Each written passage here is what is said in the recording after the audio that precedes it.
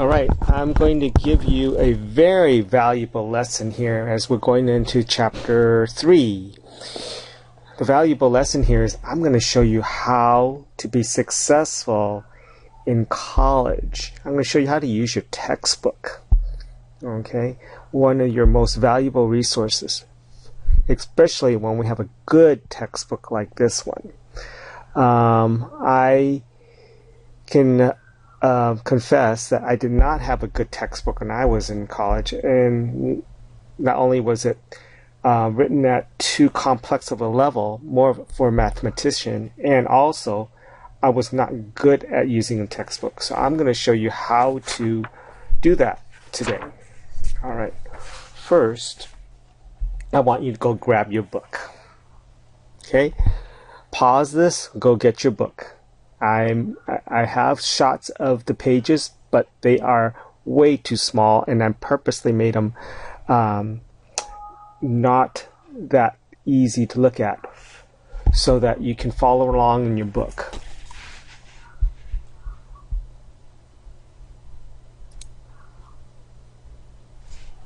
All right, so we're going to turn to chapter 3, page 163. So we're going to start, we're still doing derivatives, and you're going to look in your book and it's going to say applications of differentiation. So we're going to do some more applications. Applications are applying derivatives. Okay, application, we're going to apply what we learned with the derivatives. A few word problems, but we're first going to have to look at the parts of the derivative and how it applies. So here in your book, you give you some pictures here. I mean, just filter out all the unnecessary information. And I always like to look at what they're going to tell me what I'm about to learn so that I can set my brain up in the right place. So I know that we're talking about applications of differentiation. And it says 3.1, we're going to hear how to use a derivative to locate the minimum and maximum values of a function on a closed interval. So that's the lesson for today. And then we'll be moving on later to Rawls' theorem and the mean value theorem. And then we're going to use the first derivative to determine whether the function is increasing or decreasing in section 3. Section 4, we're going to use the second derivative to determine whether the graph of the function is concave upward or concave downward. And in section 5, we're going to see how to find horizontal asymptotes of a graph of a function.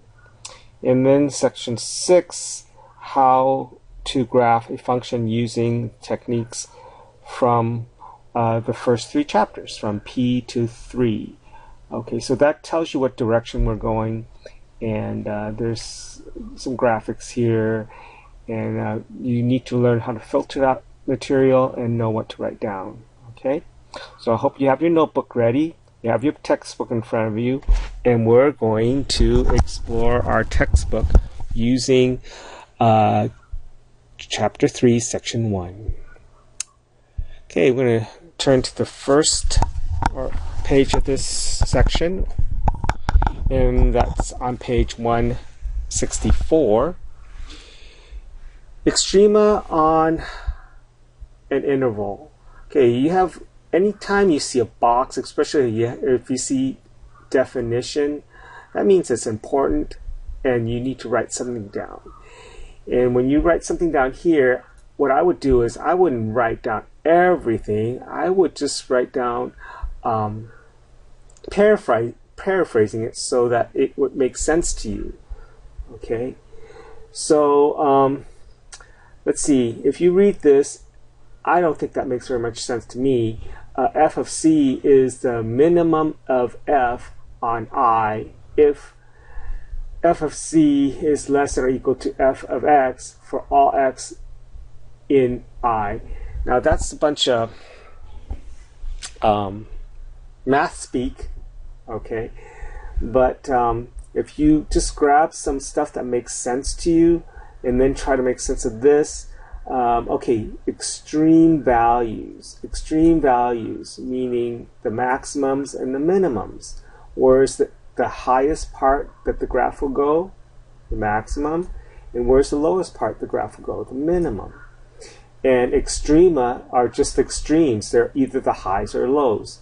Okay, or extreme values. And extrema is just plural. Okay, the single form is of extrema, extremum.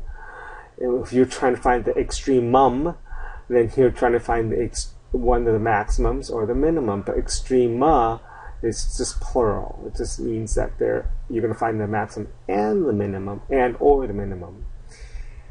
Absolute minimum or absolute maximum means that at no point will it be higher than that number. So this is the absolute maximum for this section of the graph if they tell you to stay between 1, -1, and 2. Okay, so this is really small here, but look in your book. It says f is continuous. You see that it's continuous. You can draw the whole thing without lifting up your pencil. And it's on the closed interval. Notice that there are brackets here and not parentheses.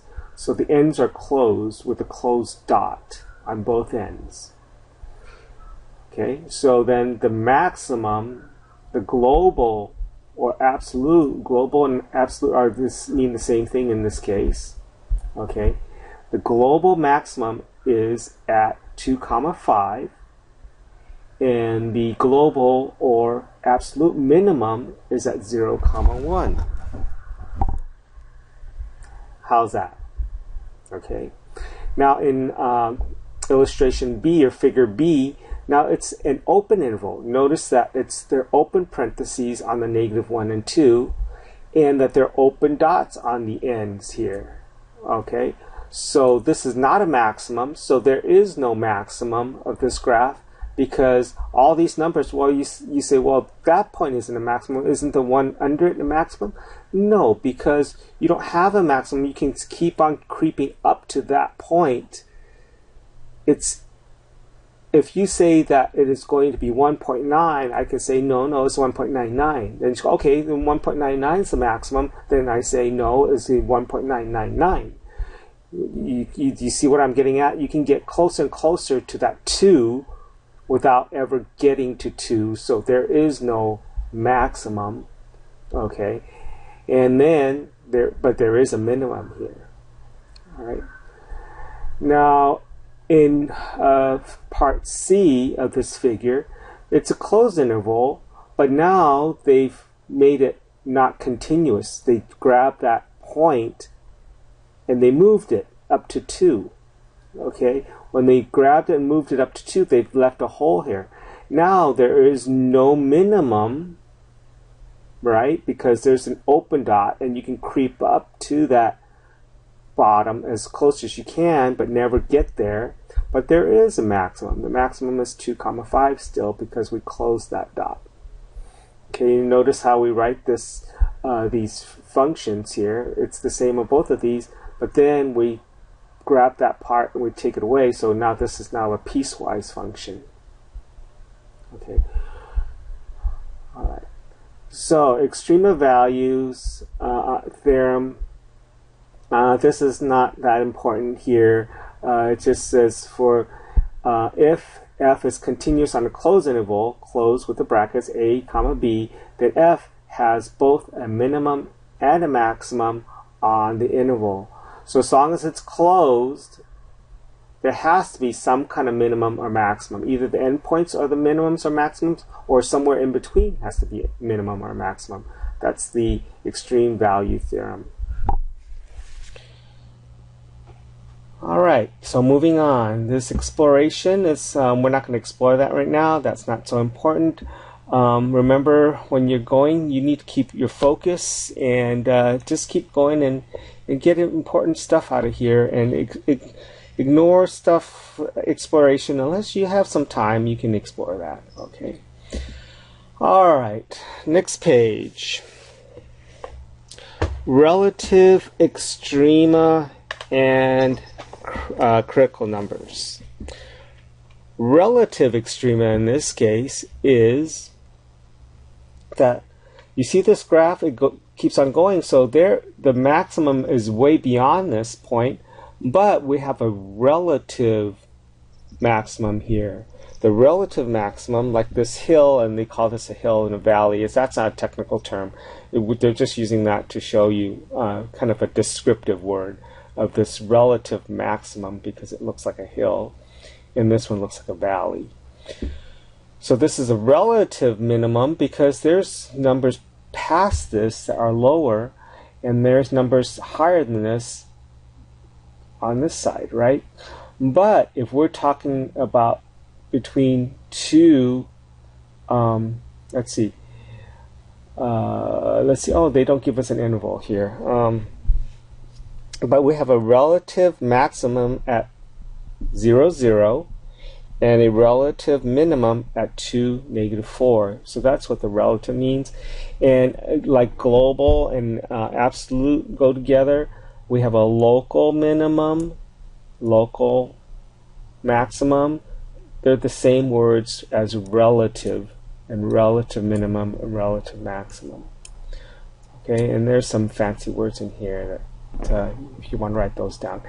It says if there is an open interval containing C on which f of C is a maximum, then f of C is called a relative maximum. And then you write that as C comma f of C, which f of C is just the y value. Okay, so now we're going to do this, look at this example here.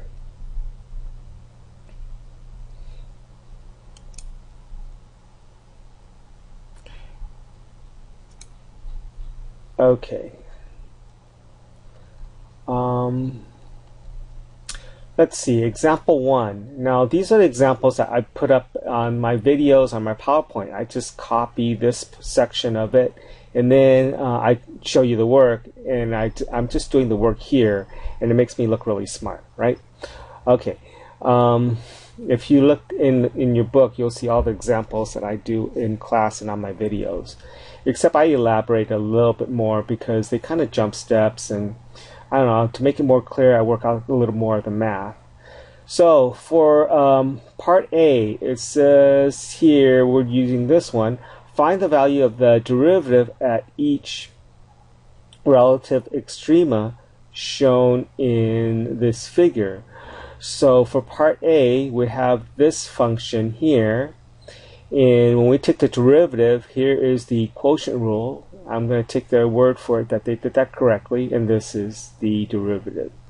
Now to find the, and they tell you that this is our relative maximum, and you can see that if we put the 3 in here, we do get 0. Okay, 0 because at 3, 2, the slope is going to be a horizontal line, and a horizontal line has a slope of 0. That makes sense? Okay. So when we find that, we can find that at 3, we get a horizontal slope, and we put that back in for x, and solve for y, we should get a 2. In this one, in part B, this is not going to be differentiable at this point because the slope flips from a -1 to +1. In other words, as the limit approaches from the left, the slope is -1 all the way down to my 0, but on the other side of 0, approaching it from the right, it's a +1. So since we're coming to two different numbers, the limit does not exist there, but it's still a continuous graph. I can still draw this without lifting my pencil. So the continuity is not the part that this makes it not differentiable at this point, is the fact that it's pointy, or there's a sharp turn, and we can determine that by finding the limit from the left and from the right, and they don't match. Therefore, we have a point here that is going to be our relative minimum. Okay, and then there's one here that involves cosine and sine, and I'll let you look at that. And I'm going to move on because I want to get the main idea out, and then we can worry about the trig functions while we're doing our problems. Okay, I just showed some work here. I don't want to worry about that right now either. Okay, the next part here, critical numbers. Very, very important. Okay, critical numbers are where, what I just said, where the slope is 0. We have a horizontal tangent. This is a critical number right here, and the critical number is c, is the x value. You may want to write that down. That's not up here. Okay, c is the x value. That's the critical number. Okay, and c comma f of c, that's your critical point, because that's a point. An ordered pair is a point, and c and x is a number. So the x value at where this has a 0 slope, or a tangent line that has a 0 slope, then that's the critical number. Also, there's a critical number at the pointy places for x, where there's a pointy place where the derivative does not exist. Okay, the derivative does not exist here, so it is a critical point or a critical number that gives you a critical point up here. So, fancy way of writing this, I don't know if I wrote this down, it wouldn't make any sense to me, but if you're one of those that likes to write everything down, then write this down. Let f be defined at c. It has to be defined. You can't pluck that point away and put it somewhere else. Okay. I'm sorry, I can't pluck it away and make it disappear. If you move it somewhere else, it's still defined, but it won't be continuous. Sorry. It has to be continuous and defined. Okay, if it is defined and the derivative is equal to 0, or it is not differentiable at c, then c is a critical number, and c is the x value of that point. Okay, so that point is an ordered pair, and c is going to be the critical number of x. The relative extrema occurs only at the critical numbers. So your relative extrema, okay, the relative maximum or minimum only occur at critical numbers. So here's some proof here, and I'm not going to worry about the proof. I'll just take their word for it because I can't remember the proof anyway, and just looking at it would just confuse me. Next, this is the method for finding the extrema on a closed interval. To find the extrema of a continuous function f on a closed interval of bracket a comma b bracket, use the following steps. Find the critical numbers of f, and we do that, okay, critical numbers, we do that by taking the derivative, and then we're looking at the derivative. Okay, the derivative gives me what? The slope. And how we tell if there is a horizontal tangent is if the numerator is equal to 0. The denominator makes it not exist. Okay, if we put a 0 in the denominator, that would be undefined here. So that's how we get an undefined slope. If we put a 0 in the numerator, doesn't matter what the denominator is, right? If the numerator was 0 and the denominator was 7, it would still be 0. So to find the zeros of my slope, I don't need to look at the denominator. I just look at the numerator and make that equal to 0 and solve for x. If I'm looking for the places where it does not exist, I look at the denominator. Therefore, when you're looking for the critical numbers, you solve the numerator for 0 and you solve the denominator for 0, and those will be your critical numbers. But the numerator will tell you when it's a 0 slope, and the denominator will tell you when it's an undefined slope. Okay?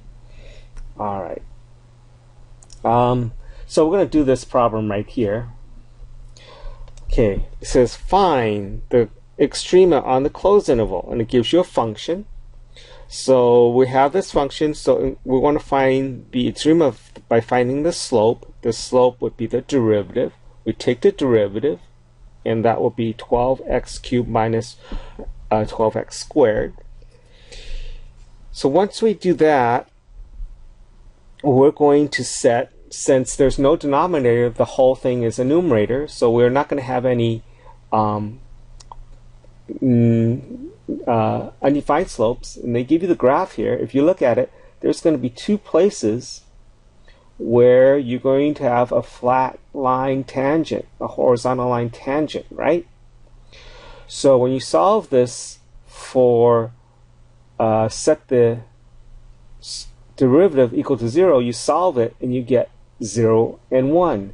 At x is equal to 0 is your one critical number, and at 1 you get another critical number, and 0, 0 is your critical point, and 1 comma negative 1 is your another critical point. So you have two critical points. Now you have to decide whether they're maximums or minimums. Now your book likes to write it like this. I like to write it like this. You're going to check both endpoints to see where they're higher or lower. So left endpoint, right endpoint, and then all your critical numbers in between. You may only have one. In this case, we have two. You might have more. You might have 6 or 7 critical numbers in between your left endpoint and your right endpoint. So we're now going to put the values of my x's on here. Now the interval is always the x value. So you put negative 1 and 2. Those are my endpoints. Negative 1 and 2 are my endpoints of my interval. And once we found the derivative, when we solved it for 0, we got two critical numbers, and we put the x values there, a 0 and a 1. Now we need to plug them in to get y. Where do we plug them in? Do we put them back into the derivative? No, no, no, no, no. The y is the original function. That's where the y is. So we substitute these numbers back into my function, the original function, and we get these numbers, or what they call down here. They write it like this. I think it's a little confusing. It's a little bit more clear for me this way, but if you want to do it this way, this is fine. They put the x's inside the parentheses here, and f of x is equal to y, so negative 1 and 7. I like to write it like this, negative 1 and 7. Now all you do is look at the y values, or the heights, and find out where is the minimum and the maximum. Well, it goes the highest right here at 16, and the lowest is negative 1. So this will be my minimum, and this will be my maximum, and that's basically what they did here. They said the negative 1 is the minimum, it's lower than 0 and 7, and the 16 is the maximum, it's the biggest number, it's the highest point on these places. So does that make some sense? All right. Okay, we're going to look at this last page here. And they give you two more examples. And you notice that they did the left endpoint, right endpoint, solve this for the derivative. And now we do have a numerator and denominator, right? So this 2 is not going to really matter, so I'm not going to worry about that, because if this whole thing was equal to 0, divide both sides by 2, that 2 would be gone. So solving the numerator for 0, I get 0.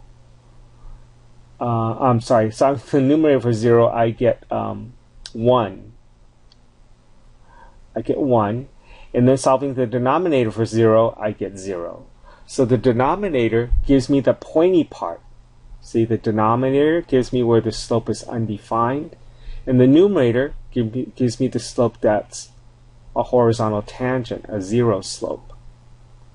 Then we test the endpoint. We test the left endpoint, the right endpoint, the critical numbers, the two critical numbers, the undefined critical number, and the 0 critical number, the numerator set for 0, the denominator set for 0. Then we plug these numbers, these x's, back into the original equation, and we get some y's.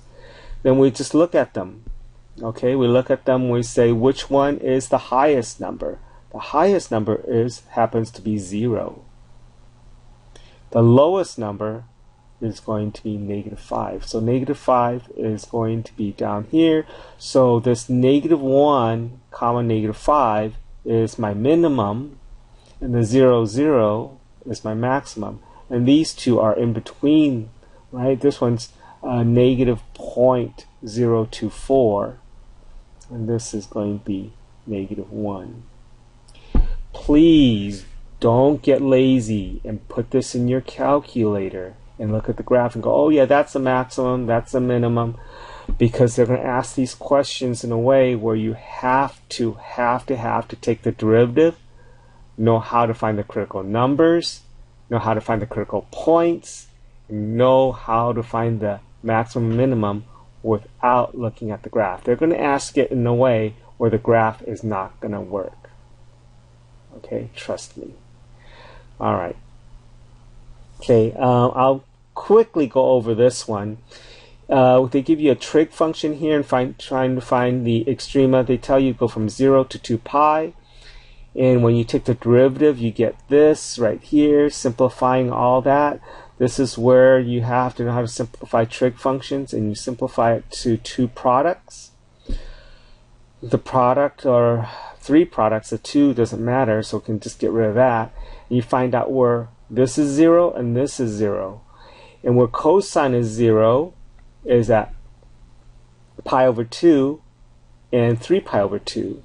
Where 1 plus 2 sine x is equal to 0 is at 7 pi over 6 and 11 pi over 6. So you have four critical numbers that comes from these two products, zero product property, and the endpoints. And then you have to find where you have a maximum and a minimum. It goes highest up, the y value is 3, so that's my maximum. And these two both are equally at the bottom. So that's going to be a -3 over 2 and -3 over 2, so both of these are minimums. Okay, that's it. I hope that wasn't too long, and I hope you will use your book more. As you can see, it's very, very helpful. You just have to dive into it and use it as a resource. All right. Don't forget to do the Google form.